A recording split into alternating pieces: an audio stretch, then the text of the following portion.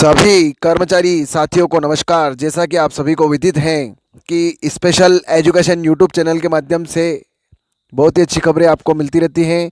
तो आज आपके बीच बहुत ही अच्छी खबर जो आप स्क्रीन पे देख रहे हैं कि 1.25 करोड़ केंद्रीय कर्मचारियों पर बरसेगा पैसा, सैलरी सीधे 3 गुना।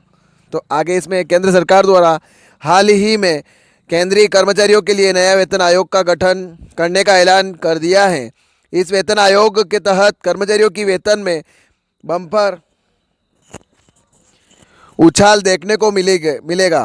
8वें वेतन आयोग के तहत लगभग 1.25 करोड़ लोगों को इसका इजाफा होने वाला है। इसकी वजह से कर्मचारियों की सैलरी में 3 गुना की उछाल देखने को मिलेगी। आइए जानते हैं लेटेस्ट अपडेट क्या है। पिछले कुछ दिनों से केंद्र सरकार के कर्मचारी 8वें वेतन आयोग को लागू करने की मांग कर रहे थे। ऐसे में सरकार ने हाल ही में कर्मचारियों के इस मुद्दे को देखते हुए नए वेतन आयोग को गठित करने को मंजूरी प्रदान कर दी है। नए वेतन आयोग के लागू होने पर कर्मचारियों के वेतन में बढ़ोतरी सहित कई अन्य लाभ भी मिलेंगे। इससे कर्मचारियों के वेतन में तो 3 गुना तक की बढ़ोतरी होगी। इससे उन्हें महंगाई से लड़ने में और सहयोग मिलेगा। आइए विस्तार से जानते हैं 8वें वेतन आयोग को लेकर पूरी डिटेल्स। आयोग सदस्यों की जल्द ही की जाएगी नियुक्ति। प्रधानमंत्री नरेंद्र मोदी ने हाल ही में केंद्रीय कर्मचारियों के वेतन और पेंशन भोगियों की बढ़ोतरी करने के लिए 8वें वेतन आयोग के गठन को मंजूरी दे दी है। केंद्र सरकार की ओर से सूचना एवं प्रसारण मंत्री अश्विनी वैष्णव ने जानकारी देते हुए बताया था कि मोदी सरकार ने कर्मचारियों के लिए 8वें वेतन आयोग को मंजूरी दे दी है। इसके साथ ही ये भी बताया गया कि इस आयोग के लिए चेयरमैन और 2 सदस्यों को भी जल्द ही नियुक्त किया जा सकता है। मंत्री ने जानकारी देते हुए बताया कि 2025 में ही नए वेतन आयोग के गठन की प्रक्रिया को शुरू कर दिया जाएगा। आगे यह है, इतने कर्मचारियों को होगा लाभ। सरकार अब रक्षा क्षेत्र के कर्मचारियों को लेकर भी विमर्श करने में जुटी है। इनके साथ ही केंद्र सरकार के लगभग 50 लाख कर्मियों को भी लाभ होने की उम्मीद है। इनके अलावा लगभग 65 लाख पेंशन धारकों की पेंशन में भी बढ़ोतरी होने की उम्मीद है। इन लाभार्थी कर्मचारियों के अलावा दिल्ली में लगभग 4 लाख कर्मचारियों को भी शामिल किया गया है। इनमें रक्षा कर्मचारी और दिल्ली सरकार के कर्मचारी शामिल हैं। जानिए क्या है फिटमेंट फैक्टर। फिटमेंट फैक्टर के आधार पर ही कर्मचारियों की सैलरी को तय किया जाता है। 7वें वेतन आयोग के तहत कर्मचारियों को 2.57 के हिसाब से फिटमेंट फैक्टर दिया जा रहा है। इसकी वजह से कर्मचारियों को न्यूनतम वेतन 17,990 रुपये के हिसाब से दिया जा रहा है।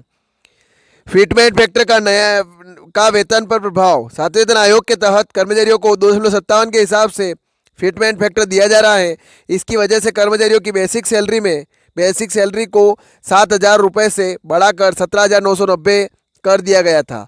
अगर इस बार भी केंद्र सरकार की ओर से अगर इसी फार्मूले को आधार मानकर वेतन को बढ़ा दिया जाता है तो इसकी वजह से 8वें वेतन आयोग में फिटमेंट फैक्टर की अधिकतम रेंज के तहत कर्मचारियों की न्यूनतम सैलरी 26,000 रुपये की जा सकती है। वेतन में आएगा बम्पर उछाल। कर्मचारी यूनियन और बाकी संगठन के द्वारा 8वें वेतन आयोग के तहत कर्मचारियों के फिटमेंट फैक्टर 2.86 से 3 तक कर दिया जाता है। तो इसकी वजह से कर्मचारियों के वेतन में बम्पर उछाल देखने को मिलने वाला है। इस बढ़ोतरी के आधार पर कर्मचारियों की सैलरी 180% बढ़ जाएगी। 8वें वेतन आयोग के तहत कर्मचारियों की न्यूनतम आधार वेतन को बढ़ाकर 34,650 रुपये किया जा सकता है। अभी सिफारिशें आना बाकी।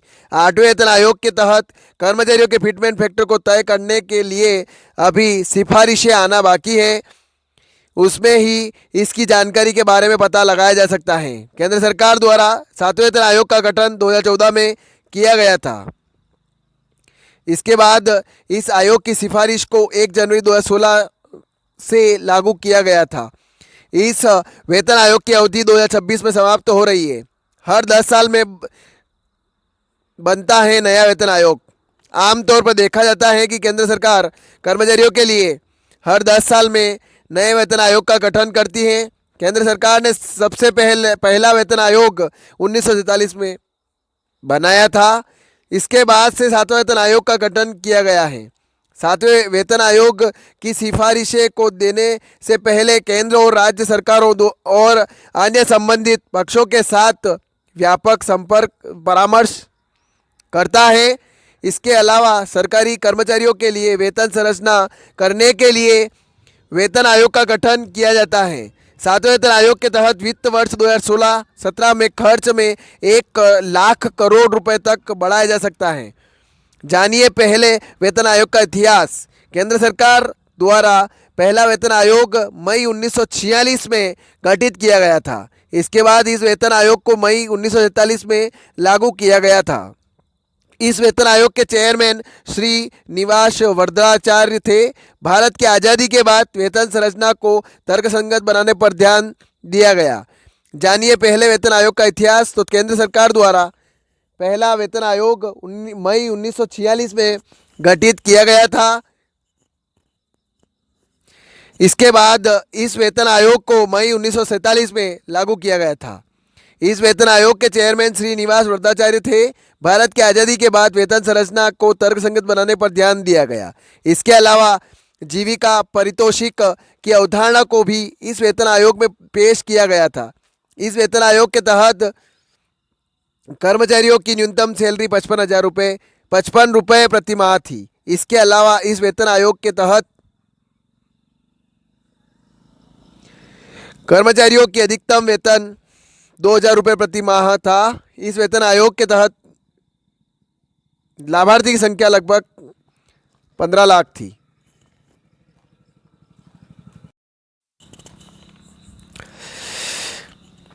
दूसरा वेतन आयोग को केंद्र सरकार ने अगस्त 1957 में गठित किया था, जिसके बाद इस वेतन आयोग को अगस्त 1959 में लागू कर दिया गया था। इस वेतन आयोग की अध्यक्षता जगन्नाथ दास ने की थी। इसमें कर्मचारियों की अर्थव्यवस्था और जीवन यापन की लागत को संतुलित रखने पर भी ध्यान दिया गया। इस वेतन आयोग के तहत कर्मचारियों को न्यूनतम वेतन 80 रुपये प्रति माह दी जा रही थी। इस वेतन आयोग के तहत 25 लाख कर्मचारियों को लाभ हुआ था। तीसरा वेतन आयोग केंद्र सरकार द्वारा तीसरा वेतन आयोग और अप्रैल 1970 को गठित किया गया था। इसके बाद इस वेतन आयोग को मार्च 1973 में लागू कर दिया गया था। इस वेतन आयोग की अध्यक्षता रघुवीर दयाल ने की थी। वेतन आयोग के तहत न्यूनतम वेतन के बारे में बात करें तो कर्मचारियों को तीसरे वेतन आयोग के तहत 185 रुपये प्रति माह दिए जा रहे थे। इसके साथ ही सार्वजनिक और निजी क्षेत्रों के बीच वेतन समानता पर जोर दिया गया। इस योजना के तहत लगभग 30 लाख कर्मचारियों को लाभ हो रहा था। चौथा वेतन आयोग केंद्र सरकार द्वारा चौथा वेतन आयोग सितंबर 1983 में गठित किया गया था। इस वेतन आयोग की सिफारिशों को दिसंबर 1986 में पास किया गया था। इस वेतन आयोग के चेयरमैन PN सिंघल थे। इस वेतन आयोग के तहत कर्मचारियों को न्यूनतम वेतन 750 रुपये प्रति माह दिया जा रहा था। इसके अलावा सभी रैंक में वेतन में असमानताओं को कम करने पर ध्यान दिया जा रहा था। इस वेतन आयोग के तहत करीबन 35 लाख लोगों को लाभ हुआ। पाँचवें वेतन आयोग केंद्र सरकार द्वारा पाँचवा वेतन आयोग अप्रैल 1994 में गठित किया गया था। इसके बाद इस वेतन आयोग को जनवरी 1997 में लागू किया गया था।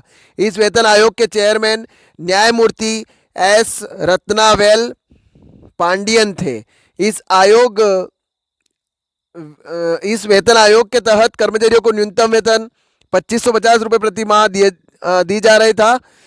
इस वेतन आयोग के तहत कुल 40 लाख कर्मचारियों को लाभ हुआ था। वेतनमान की संख्या कम करने का सुझाव भी पेश किया गया था। छठा वेतन आयोग केंद्र सरकार द्वारा छठा वेतन आयोग गठित करने के बाद इसे मार्च 2006 में लागू किया गया था। इस वेतन आयोग के चेयरमैन न्यायमूर्ति BN श्री कृष्ण थे। इस वेतन आयोग के तहत पे बैंड और ग्रेड पे का नियम भी लागू किया गया था। इस दौरान कर्मचारियों को बेसिक सैलरी 7,000 रुपये प्रति माह कर दी गई थी। अधिकतम वेतन के रूप में 80,000 रुपये हर महीने निर्धारित थे। इस वेतन आयोग के तहत लगभग 60 लाख कर्मचारियों को लाभ हुआ था।